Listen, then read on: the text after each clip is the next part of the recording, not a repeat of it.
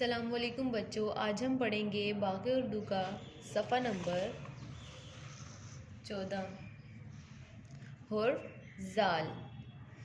ये हुर्फ ज़ाल है, ये हुर्फ ज़ाल है। ज़ाल के ऊपर एक नुक्ता, ज़ाल के ऊपर एक नुक्ता। ज़ाल की आवाज़ ज़ है, ज़ाल की आवाज़ ज़ है। ज़ख़ीरा, ज़हीन, ज़रात, ज़ खट्टा जायका, ज़ मीठा जायका, ज़की।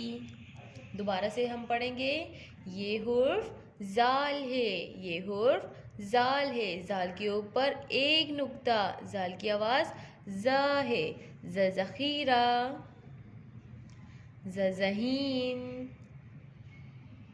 ज़ खट्टा जायका, ज़रात, ज़ मीठा जायका, ज़की।